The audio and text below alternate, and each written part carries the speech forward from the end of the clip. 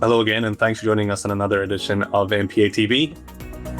I'm Fergal McAlinden, editor here at Mortgage Professional America, and today we're talking about the rise of America's non-QM sector. It may once have been seen as something of a niche in mortgage lending, but non-QM options have become an increasingly viable solution for borrowers and brokers in the US in recent years. The prominence of the sector is only expected to continue growing, and today we're delving into some of the reasons behind its rising popularity. With me today to discuss everything non-QM from Oaktree Funding, I'm very pleased to welcome Christopher Martin, Co-Chief Executive Officer, and Aaron Wenger, Capital Markets Analyst. Christopher and Aaron, it's great to have you both today. How are things? Great. Thanks for having us on. I appreciate it. Yeah, it's great to have you both with us and really looking forward to talking a little bit about non-QM today. I mean, as I mentioned, it's been such an important part of the US mortgage market over the past few years, but we constantly see that its importance is expanding. More borrowers, brokers are using it. So tell me first of all about how you viewed that sector's evolution over the past few years and maybe some of the main factors as well behind why it's becoming so popular in the mainstream. Yeah. So Oaktree Funding, so we've been in business since 1989. So we've seen, and in my professional career and prior to Oaktree, we've seen the ebbs and flows of not only the conforming mortgage markets in general and government loans and those types of things, but from the rise and fall of subprime. And I think that a lot of people had gotten confused with non-QM being synonymous with subprime, and they're two completely different types of loan programs. While they share similarities that they're privately securitized, that they're not the same. In 2014, after the Frank-Dodd Act was released, we actually started doing non-QM loans. We've been doing non-QM loans as long as I think anybody in the market's been doing them. I think Citadel was the only maybe entry before that, and they're now something else. So we've definitely seen a significant increase. Our volume went from being 10% non-QM when we first started off, and we're almost virtually 100% non-QM now. The non-QM space, just if you look in the last, since 2015, was 0% of overall total mortgage, market. To now, I think it's going to be somewhere between 10.5%. They're estimating by the end of this year, which I think is very impressive.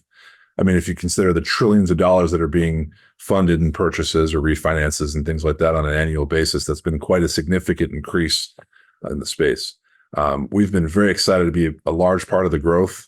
We've been part of several and private securitizations that have been done, and we're super excited to see what the next 10 years bring us. It's been a crazy ride, certainly the last 10 years. So okay, and it's interesting as well. Whenever we talk about that growth, it couldn't have happened if trends stayed the same in the space and if borrowers all had the same profile.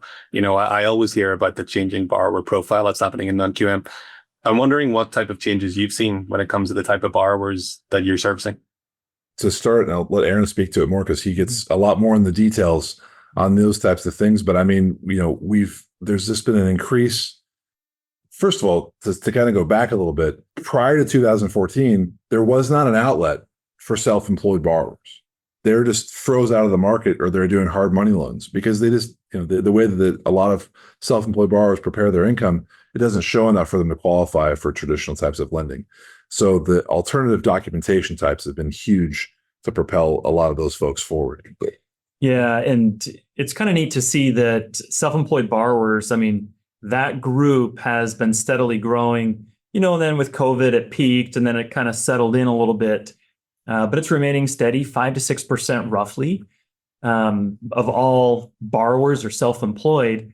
And something really cool as well is over the past, 3 years or so, there's been 21 million applications to the Small Business Administration to start new businesses. And the beautiful part is, guess what? Those people are going to be buying homes, are going to be refinancing homes, taking cash out, doing all sorts of stuff. And so the opportunity for non-QM is absolutely there. And like Chris mentioned before, it's only going to keep growing. So that's a really cool thing to see.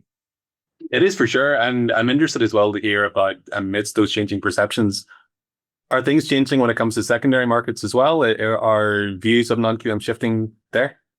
Oh, for sure. Yeah, absolutely. And I have the opportunity in the capital markets side to have a lot of conversations with big time investors, names that you would recognize. And they are coming to us to say, hey, we want to purchase the production that you deliver. How do we do that together? And those are really cool calls to be on. And when we talk about our borrowers, I mean, these are great borrowers. I mean, FICO over 740, DTI in the mid 30s. And if you're doing investment properties with DSCR, we're talking, 1.2 or higher is the weighted average that we see. And so these investors are looking to broaden their portfolios, and how do they capitalize on the rising non-QM market? So that's really fun to see. And when he talks about some of the big name investors, there's a lot of insurance companies in the space, and that either are buying directly or they're buying through different intermediaries because they have these, especially when treasury rates were higher, right? So treasury rates are higher, that means their annuity payments have to be higher. So if their annuity payments are higher, that's a liability for them. So they need these assets to offset these liabilities. So they need the yield, and this is a safer way to get access to that yield. Some of the insurance companies, they're not allowed to buy anything sub AAA bonds, but they can hold mortgage assets. So there's different ways that they get around. There are certain regulations, and they need to have that yield coming in. You're not going to get that yield off of a AAA bond, but you're going to certainly get that yield owning the entire asset. So it's really interesting that Aaron mentioned, capitalizing on the opportunities that are there in non-QM. And I know that a lot of our viewers and our readers are mortgage brokers, and they're, an increasing number are obviously using non-QM at the moment. Some are trying to get into it, some maybe taking their first steps. What type of opportunities, guys, do you think is there for brokers in non-QM now and looking ahead? Well, obviously, as we mentioned already, bank statement lending, self-employed borrowers, that's going to be a huge part of the space going forward. Not only can we qualify somebody with 12 or 24 months bank statements, we can use asset depletion. So if they've got money in the bank, but they don't have a way of really documenting their income super well, but they have cash available, we have asset depletion, asset utilization, which is we're not even calculating a debt to income ratio. We're just doing a basic calculation on the assets they have versus the liabilities that they have. It's outstanding. And then obviously for property investors, it's huge because we have DSCR loans, meaning that they can qualify just on the subject property income versus their own borrower's income. Granted, they have to have reserves and things like that, but there's so many opportunities. I used to draw an example for folks that if they're trying to find a way to loan officers are trying to find a way to get more real estate business. Well, what's the best way to get a realtor to give you business? Well, it's to give them business. Hey, I've found a property. I've got a borrower that's done investment properties before. So you find a property that pencils, you find a borrower that might be interested in it. If they've got the cash to put down, take those folks to the real estate agent and say, hey, you should go put an offer in on this property. That's a great way for that real estate agent to build good rapport with you and then bring you back possibly more deals. And by the way, real estate agents are the number one property investors because they have access to all the listings as they first come out. So if you want to get more investment properties done, go be friends with real estate agents. They'll bring you more deals. So there's a lot of opportunity there, just right there. Not only that, Aaron is on our team, specializes in our second liens. I'll let him talk to you a bit about our second liens and our HELOCs, but there's a lot of opportunity. Yeah, the second liens and the HELOCs, we've seen just a dramatic increase in that production. And the really neat thing is when we look at the secondary market, investors are widening their credit boxes. They're increasing their loan amounts that they're willing to lend on. And they're also really evolving the documentation types that we qualify with or that the borrowers can qualify with. So adding things like 1099, profit and loss statements, even on investment properties, some do DSCR. And so there's really a lot of opportunity on the second lien side. And we've seen that really boom here at Oaktree last year, but especially this year. Yeah. So there's lots of products they have access to now. Yeah. Interesting. Okay. The HELOC is one that's obviously been a massive trend so far this year. I was going to ask if there's anything else that, any other trends that you've been noticing, guys, this year that you think brokers need to tap into or the mortgage space as a whole? Yeah, I think another big one that we've seen lately, right? Everyone likes to get an Airbnb or, go use a Vrbo instead of a hotel. Well, people own those properties. And so investors have realized that they need to accommodate short-term rental properties. And several years ago, I think that was a little bit unheard of, that it was more, hey, you need to have long-term leases, you need to have tenants, people that are going to be there for a year or more. Well, a huge shift that we've seen recently is that people are realizing, hey, short-term rent is here to stay. Those investment properties are really getting snatched up. And so that's a huge trend. Yep. Also, bridge loans. Yep. Chris and I were actually talking just a little bit ago about this phenomenon that's happening right now, which is buy before you sell. Yep. And that's kind of a weird thing if you think about that. Right. Buy before you sell. Sure. But a huge increase in people purchasing a new property, leveraging a bridge loan, and when that property sells, okay. Yep. So those are some huge trends that we've started to see. Yep. And we do, we offer that product as well. It's really unique. When somebody buys somebody goes and puts an offer on a house and they haven't quite sold their old house yet, as long as they keep that property listed and they obviously intend to sell it, we'll provide bridge financing for them. And there's no payments on that loan, which is fantastic because that means that they don't have to qualify for a new payment on the new loan. And then once that property sells, as Aaron mentioned, then it's all good. It's done and over with. So there's going to be we're going to continue to grow more niche products. As we see interest rates go down, we expect volumes to increase. There's going to be more home ownership interest in buying new homes.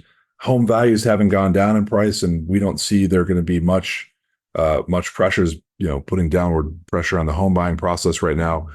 We just expect for volume to continue to increase over the next couple of years. So there's definitely opportunity. For sure. I was going to ask you about prospects looking ahead. I mean, it's been such an eventful year for the mortgage space in 2025, but we're nearing the end of the year, hard as it is to believe. You mentioned lower interest rates down the line. Home prices probably going to stay steady. So presumably this is all pointing to a pretty good outlook for non-QM. I think so. I mean, we have here at Oaktree, I mean, we've been doing non-QM, like I mentioned already, since 2014. And when we saw volumes really take off and increase, believe it or not, was when the rates were at an all-time low for everybody else. So rates are low, rates are good for everybody, and obviously as rates go up, ironically enough, rates are still pretty good for non-QM because there's a borrower niche that's there that we always that's always eager and always needs cash, and so brokers that really understand and learn how to be in this space and go after brokers that have that need. They're going to be invaluable to their real estate partners and obviously to their own existing book of business because they're going to have unique loan solutions that are going to be able to tap in and help out those borrowers, today and tomorrow. So I mean, we don't see this slowing down at all. And the big difference that I want to draw to, and I used to joke around, or not really joke. The statement I would make is if you've been doing anything for the last 10 years, right, that's probably a career, right? So a lot of loan officers that got into the space, let's say 5 or 6 years ago, never got into non-QM loans. Well, what's the DU? There was a lot of just automated approval. They kind of look at credit, look at income. Well, let's put it in there and see what we get. In non-QM, you have to look at the income. You got to see how many trade lines they have. There's a little bit more in depth. You actually have to, the underwriting is not automated; it's manual, and because of that, it allows for a lot more loan exceptions. Which we do a tremendous amount of loan exceptions. Aaron mentioned how tight our credit is that we actually get loans done through, but we do a lot of exceptions on our lending. So there's a lot of opportunity for people to not only just get a loan in, but if they have a problem with a loan and it doesn't fit a box, they can do that too. So I mean, if you're just getting into the space, you definitely need to learn non-QM. If you've been in the space for 10 years, you definitely need to learn non-QM because it's a big segment of your business, and it's a loan or two that you could be closing on a monthly basis that you wouldn't otherwise be closing. So I mean, it's a great space to be in. Mm-hmm. Yeah, and I would just echo that and say it's another tool in your toolkit, right? And a huge part of this, like Chris mentioned, right, the 2025 estimate is that non-QM will be more than 10% of the total mortgage market. I don't think anyone foresaw that several years ago. No. And so don't leave money on the table, no, right? For sure. Make sure you understand non-QM, make sure you understand what products are available, and make that a core part of your strategy, not an afterthought.